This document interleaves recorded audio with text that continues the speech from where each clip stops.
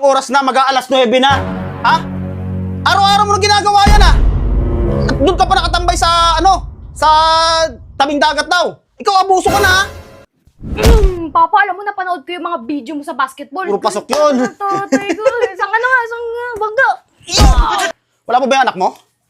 Wala pa. Kaya ako pang inaantay, ito ng oras na, oh. Kaya nga, mag-aalas 9 na naman. Nandun na naman daw kagabi.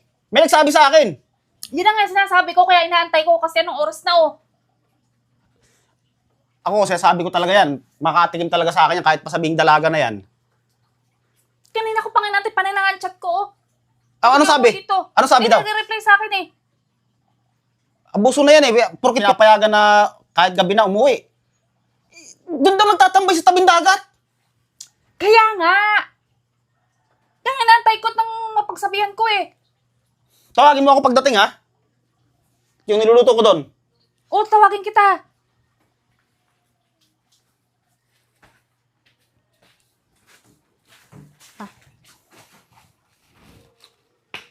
Tingin ka naman.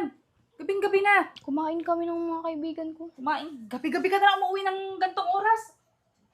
Sandalya! Dito yung anak mo. Anong oras na? Mag-aalas 9 na. Ha?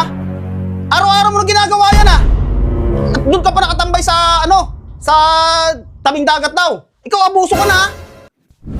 Papa, alam mo, napanood ko yung mga video mo sa basketball. Yung kada shoot mo, laging pasok. 3 points, 2 points. Ang galing talaga ng tatay ko. Pero nga dyan. Ay, niya, pasok sa akin bola. Paano nga yung mga galaw mo pag di-dribble ka? Ganto.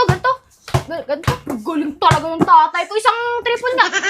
Ganito yun, pag tumitira ako ng 3 points, oh. Diba? Puro pasok yun. Ang tatay ko. Isang bangga. Tsaka hindi ako.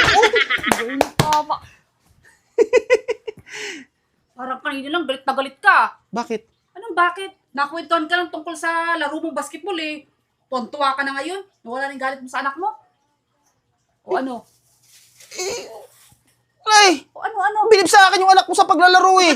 Mabuti nga sa bilib sa akin sa paglalaro. Ikaw, wala kang bilib sa akin, eh. Samantalang kanina eh, nanggaganaiti ka sa galit dahil wala pa yung anak mo.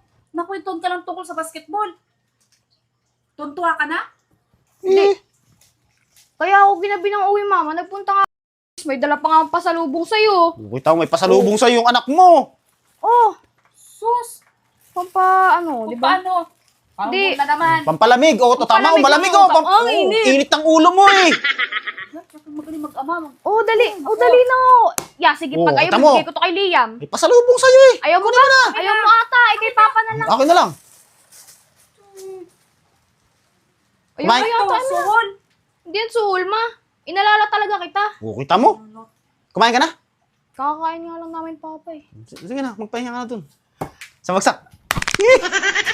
Kita mo, yung anak ko, bilib sa... Ikaw, wala kasing bilib sa akin, eh. Eh, bakit nga bagal-tagal ka sa anak mo?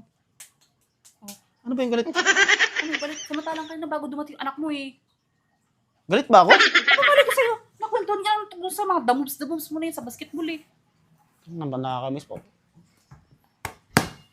Buti pa yung anak mo, naaalala kong bilan kapag umaalis eh, ikaw. Eh, ikaw nga, wala kang bilib sa akin sa laro ko, eh.